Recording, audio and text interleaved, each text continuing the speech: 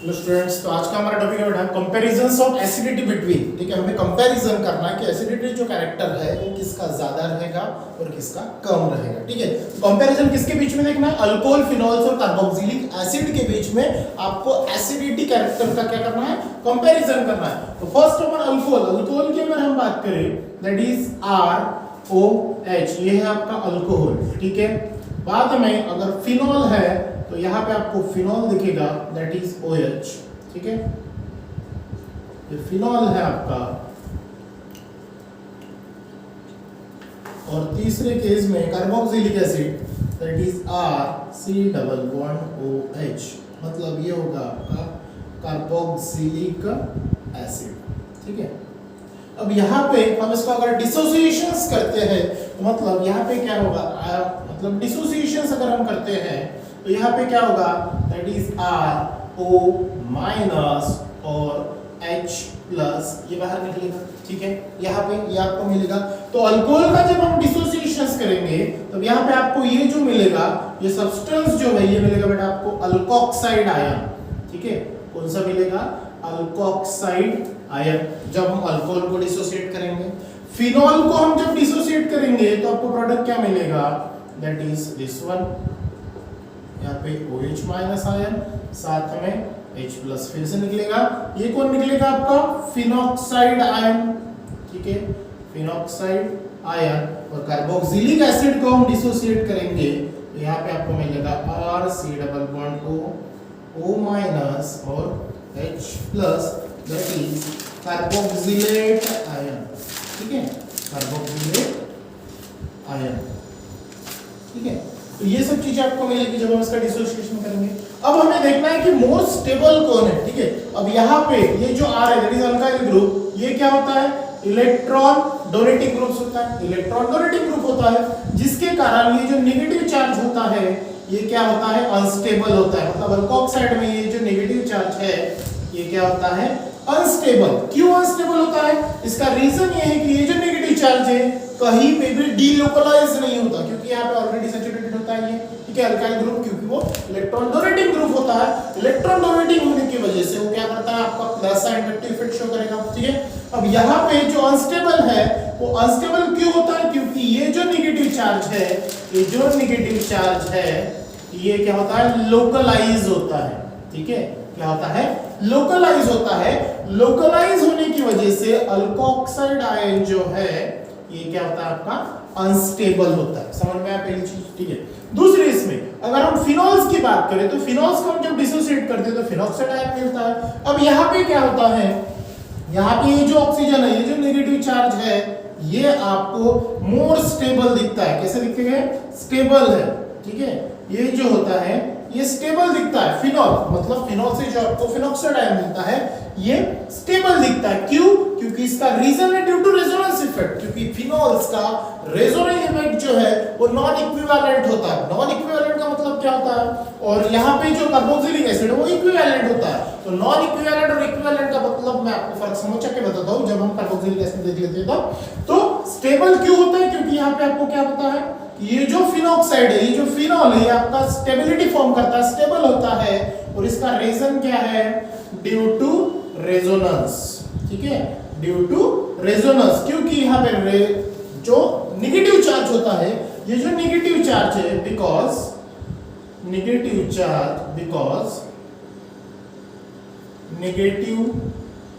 Charge delocalise. ठीक है, negative charge यहाँ पे क्या होता है? डीलोकलाइज होता है करके फिनोक्साइड आयन जो है ये स्टेबल होता है।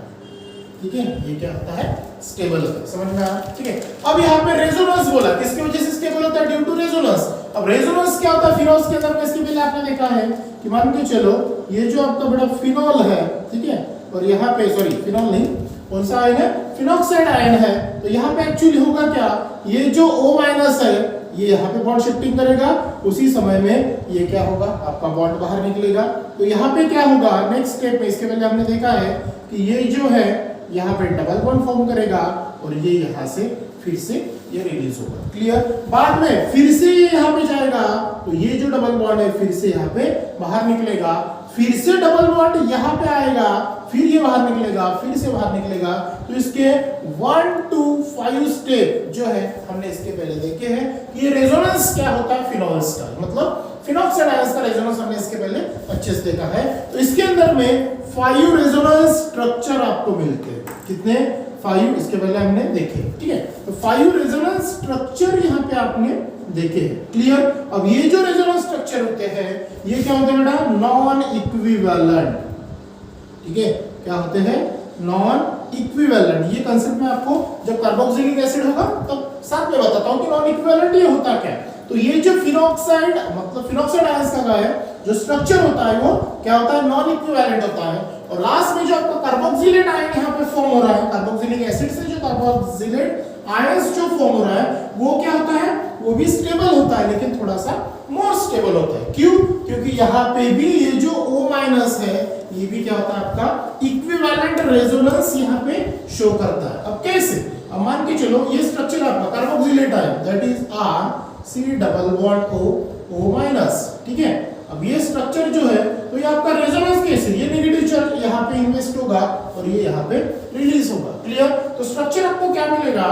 That is RC double bond की जगह सिंगल बॉन्ड, यहाँ पे O के ऊपर आएगा माइनस चार्ज क्योंकि चार्ज डिलोकलाइज हुआ बाहर निकला, और यहाँ पे ये इलेक्ट्रॉन इन्वेस्ट होकर यहाँ पे कौन सा बॉन्ड हुआ? That is double bond, clear. अब ये जो स्ट्रक्चर आपको मिला ये कौन सा है? Resonance structure. कौन सा? Resonance structure. इसके दो स्ट्रक्चर आपको मिलते हैं, पहला स्ट्रक्चर, ये दूसरा स्ट्रक्चर, क्लियर। ये पहला स्ट्रक्चर मिला और यही से हम इसको क्या कर सकते हैं? रेजोनेंस स्ट्रक्चर दूसरा आइडेंटिफाई कर सकते हैं। मतलब ये जो दो स्ट्रक्चर मिले, कितने इक्विवेलेंट स्ट्रक्चर मिले? 2। लेकिन यहाँ पे जो है फिनोल्स में 5 रेजोनेंस स्ट्रक्चर मिले, वो नॉन इक्विवेलेंट थे। और यहाँ पे जो दो स्ट्रक्चर मिले वो कैसे थे? इक्विवेलेंट स्ट्रक्चर थे, इक्विवेलेंट स्ट्रक्चर थे, ठीक है। अब ये ऐसा होता क्यों है? अब ये जो लेविस थ्योरी है ये बोलती क्या है कि जिसका इक्विवेलेंट स्ट्रक्चर होता है, जो एसिडिक कैरेक्टर का इक्विवेलेंट स्ट्रक्चर होता है वो मोर स्टेबल होता है। अब हम फिनोल्स और अल्कोहल की अगर बात करें तो अल्कोहल्स और फिनोल में मोर स्टेबल कंपाउंड कौन सा है? तो मोर स्टेबल है बेटा कौन सा? फिनोल। मतलब हम अल्कोहल से होते हुए अगर फिनोल्स की तरफ चलेंगे, अल्कोहल से होते हुए फिनोल्स की तरफ चलेंगे तो एसिडिटी कैरेक्टर जो है, ठीक है, एसिडिटी कैरेक्टर या स्ट्रेंथ जो है वो क्या होगी? इंक्रीजेस होगी। क्या होगी? इंक्रीजेस। अल्कोहल से फिनोल की तरफ हम मूवमेंट करेंगे तो मतलब अल्कोहल और फिनोल्स की तुलना में फिनोल्स ये मोर स्टेबल होगा as compare to alcohol, clear. हम रिजल्ट में लास्ट में लिखेंगे। अब हमारा कांसेप्ट है कि नॉन इक्विवेलेंट और इक्विवेलेंट एक्चुअली होता क्या है। तो ध्यान दो, इक्विवेलेंट का मतलब क्या होता है? मान के चलो बेटा जो नेगेटिव चार्ज है, जो अनायंस है, वो शिफ्टिं हो गए सेम एलिमेंट के ऊपर। फॉर एग्जांपल जैसे हमने वहां पे देखा इक्विवेलेंट में क्या देखा कि जो R था C डबल बॉन्ड O और O-, ठीक है। यहां पे क्या हुआ? ये जो ऑक्सीजन है, ऑक्सीजन के ऊपर जो नेगेटिव चार्ज है ये सेम टू सेम चार्ज कहां पे शिफ्टिंग हुआ? अनदर ऑक्सीजन पे। मतलब ये यहां पे शिफ्टिंग हुआ, ये यहां पे। मतलब स्ट्रक्चर आपको क्या मिला?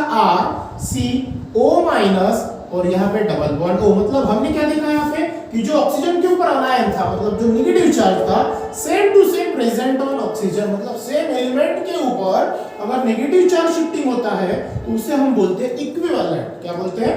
इक्विवेलेंट। लेकिन यहाँ पे हमने क्या देखा? फिनोल्स में हमने क्या देखा कि ये जो O था, ठीक है, ये जो O था यहाँ पे जो नेगेटिव चार्ज था, क्लियर। अब ये जो नेगेटिव चार्ज है ये किसके ऊपर शिफ्ट हुआ? नेक्स्ट टाइम में यहाँ पे कौन है? यहाँ पे बेटा कार्बन। समझ में आया?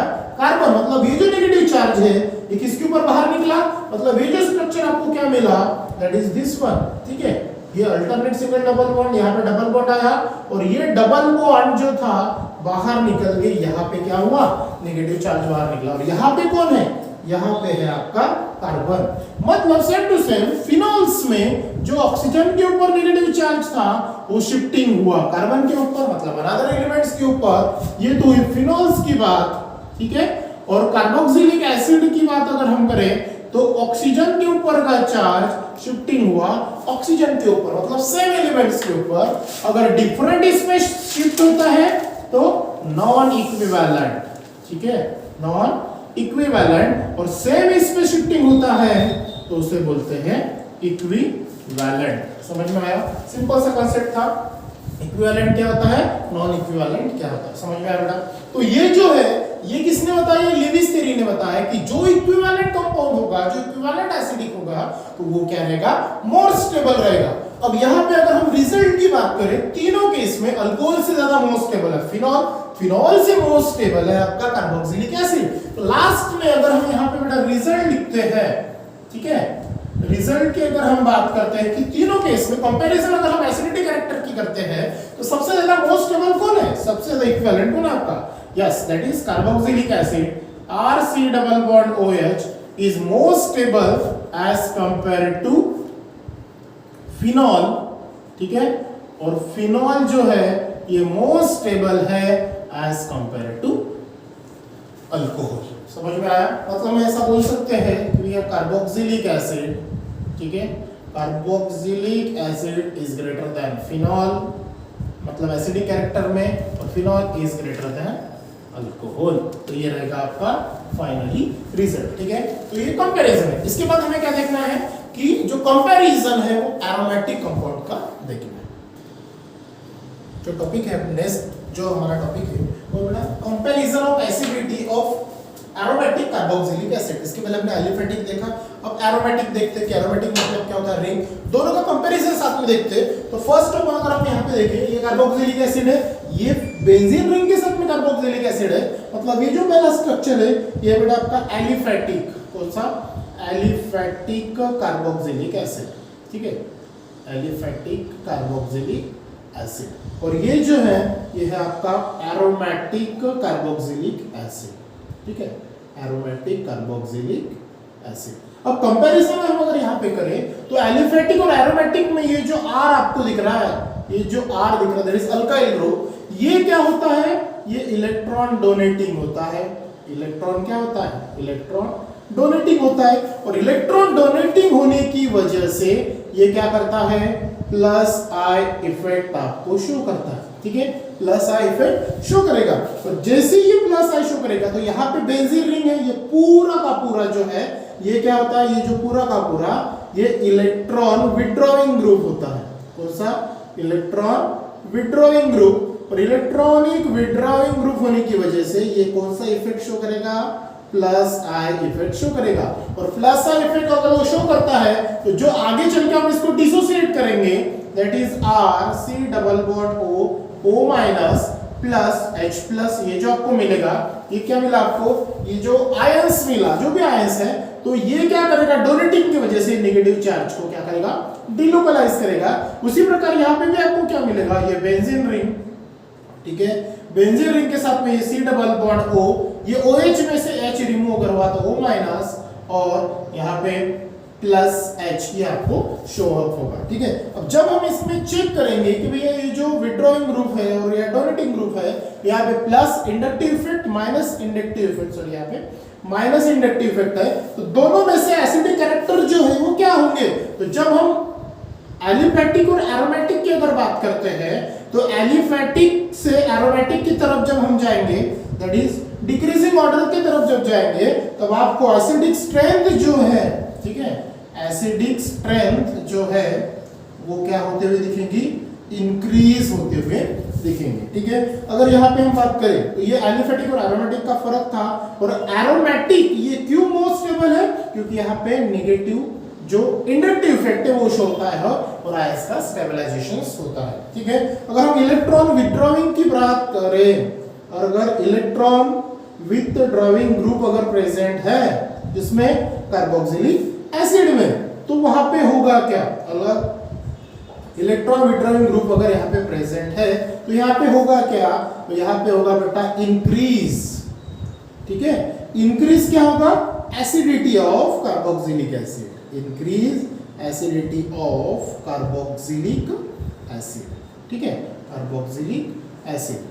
अगर मान के चलो इलेक्ट्रॉन विथड्रॉइंग ग्रुप अगर डिक्रीज होता है, ठीक है, इलेक्ट्रॉन विथड्रॉइंग ग्रुप अगर यहाँ पे प्रेजेंट है कार्बोक्सिलिक एसिड के अंदर में, तो इलेक्ट्रॉनिक ग्रुप डिक्रीज अगर होते हैं तो कौन से ग्रुप आएंगे इसमें, जब हम इलेक्ट्रॉनिक ग्रुप जो है तो इंक्रीज अगर करेंगे, विथड्रॉइंग ग्रुप जो इंक्रीज अगर करते हैं तो वहां पे कौन कौन आ सकता है, दैट इज क्लोरीन आ सकता है, आपका NO2 भी आ सकता है, CHO भी आ सकता है, और साइनाइड ग्रुप भी यहाँ पे आ सकता है। ठीक है, नेक्स्ट केस में अगर बात करें ये इंक्रीज हो, इंक्रीज की जगह हम डिक्रीज अगर करते हैं इलेक्ट्रॉन विड्रॉइंग ग्रुप, ठीक है, इलेक्ट्रॉन विड्रॉइंग ग्रुप अगर हम डिक्रीज करते हैं, ठीक है, ग्रुप जो है अगर डिक्रीज एसिडिटी कैरेक्टर अगर होता है, ठीक है, डिक्रीज क्या होगा, एसिडिटी ऑफ कार्बोक्सिलिक एसिड, ठीक है, कार्बोक्सिलिक एसिड अगर हम देखते हैं, ठीक है, कार्बोक्सिलिक एसिड तो उसमें कौन आएगा, इसमें आएगा बेटा मिथाइल ग्रुप, साथ में OH ग्रुप जो 2 लोन पेयर के साथ में है, एक आएगा आपका अमोनिया दैट इज NH2 जिसके ऊपर एक लोन पेयर है, तो वो क्या आएगा, डिक्रीज करेगा। अगर हम इसका एग्जांपल अगर हम फटा से देखते हैं तो यहाँ पे एक एग्जांपल दिया है बेंजीन रिंग, यहाँ पे अल्टरनेट सिंगल डबल बॉन्ड और यहाँ पे NO2 है पैरा पोजीशन पे नाइट्राइट मतलब Na2 है नाइट्रेट जो है, और यहाँ पे COOH मतलब ये O माइनस है, ठीक है। अब ये जो है दूसरा एग्जांपल दिया है, ठीक है, वहाँ पे अलग से दिए है, पहले CH3 मैंने इसको डायरेक्ट अरेंज करके आपको बता रहा हूँ, ठीक है, ये भी आपका COOH, ठीक है, O माइनस और ये CH3, और तीसरा एक दिया है बेंजीन रिंग, ठीक है, बेंजीन रिंग के साथ में यहाँ पे COOH ये नेगेटिव और यहाँ पे H। अब ये तीनों में से मोस्ट स्टेबल कौन है, ठीक है, यहाँ पे नाइट्राइट है पैरा पोजीशन पे मिथाइल और ये, तो यहाँ पे आपको क्या दिख रहा है, मोस्ट स्टेबल कौन है, जो विड्रॉइंग ग्रुप जहाँ पे ज्यादा होगा इंक्रीज होगा, तो यहाँ पे पैरा पोजीशन पे नाइट्राइट है, क्योंकि यहाँ पे जो है ये जो NO2 दिख रहा है ये इलेक्ट्रॉनिक विड्रॉइंग ग्रुप है, और ये कौन सा CH3 दैट इज R ये इलेक्ट्रॉन डोनेटिंग ग्रुप है, तो इलेक्ट्रॉन डोनेटिंग और इलेक्ट्रॉन विड्रॉइंग, और यहाँ पे तो हाइड्रोजन मतलब कोई है ही नहीं, तीनों के तुलना में सबसे ज्यादा स्टेबल कौन होगा, आपके किताब में पहले ये दिया होगा, बाद में ये दिया होगा, बाद में ये दिया होगा, ठीक है, मैं डायरेक्टली आपको यहाँ पे बता रहा हूँ कि जिसके पास क्या होगा, ये जो एरोमेटिक रिंग होगा, ठीक है, और वहां पे कोई इलेक्ट्रॉन विड्रॉइंग ग्रुप होगा जो माइनस इंडक्टिव इफेक्ट शो करेगा, तो यहाँ पे नेगेटिव इंडक्टिव इफेक्ट कौन शो कर रहा है, जो इलेक्ट्रॉन विड्रॉइंग ग्रुप होगा, तो यहाँ पे नाइट्रेट जो है NO2 वो क्या कर रहा है, इलेक्ट्रॉन विड्रॉइंग ग्रुप शो कर रहा है, तो जिसके चलते ये क्या होगा, most stable due to inducting effect, मतलब क्यों, क्योंकि यहाँ पे इलेक्ट्रॉन ये जो है ये इलेक्ट्रॉन विड्रॉइंग ग्रुप है, ठीक है, क्या है, इलेक्ट्रॉन विड्रॉइंग ग्रुप। अब यहाँ पे थोड़ी सी जगह कम है उसके कारण इलेक्ट्रॉन विथड्रॉइंग ग्रुप, ठीक है, इलेक्ट्रॉन विड्रॉइंग ग्रुप। उसके बाद में ये जो CH3 है ये क्या है, ये जो CH3 है ये इलेक्ट्रॉन डोनेटिंग ग्रुप है, इलेक्ट्रॉन डोनेटिंग ग्रुप, ठीक है, इलेक्ट्रॉन डोनेटिंग ग्रुप। अगर मैं यहाँ पे अगर लिख दूं तो ये NO2 जो है ये क्या है, इलेक्ट्रॉन विड्रॉइंग है, ठीक है, यहाँ पे CH3 है तो ये इलेक्ट्रॉन डोनेटिंग है, और H जो है ये कुछ भी नहीं है, मतलब ब्लैंक है, ठीक है, जिसके चलते इसके ऊपर कोई भी इफेक्ट नहीं होगा। तो जो इलेक्ट्रॉन डोनेटिंग होता है वो लेस होता है क्योंकि वो अनस्टेबल होता है, इलेक्ट्रॉन विड्रॉइंग होता है वो मोस्ट स्टेबल होता है, और हाइड्रोजन तो यहाँ पे कोई उसका स्टेबिलिटी फॉर्म करने का सवाल ही नहीं। तो इन तीनों की तुलना में फर्स्ट ओपन आएगा COOH, मतलब ये जो पैरानाइट्रो जो कार्बोक्सिलिक एसिड है, जो अगर हम स्ट्रक्चर लिखेंगे तो पैरानाइट्रो बेंजोइक एसिड, फिर यहाँ पे क्या है, मिथाइल है, पैरामिथाइल जो है ये स्ट्रक्चर आएगा, बाद में आपका कार्बोक्सिलिक मतलब बेंजोइक एसिड जो स्ट्रक्चर है ये आएगा। समझ में आया? तो ये तो बड़ा सिंपल, जिसके अंदर में हमने क्या देखा, कंपैरिजन देखा। अगर हम एरोमेटिक कार्बोक्सिलिक एसिड की अगर बात करें तो इससे हम कंक्लूजन क्या लिख सकते हैं, एग्जांपल से हम कंक्लूजन क्या लिख सकते हैं, अब यहाँ पे जगह नहीं तो थोड़ा सा नोट डाउन कर लेना कि एरोमेटिक कंपाउंड्स जो एरोमेटिक कार्बोक्सिलिक एसिड है is more acidic as compared to aliphatic carboxylic acid due to negative I effect, मतलब minus inductive effect of benzene ring. तो ये इसका क्या है, रिजल्ट है जो एग्जांपल से थ्रू देखते हैं, ठीक है बेटा। तो आगे का टॉपिक जो है वो कंटिन्यू करेंगे हम नेक्स्ट क्लास में। So thank you.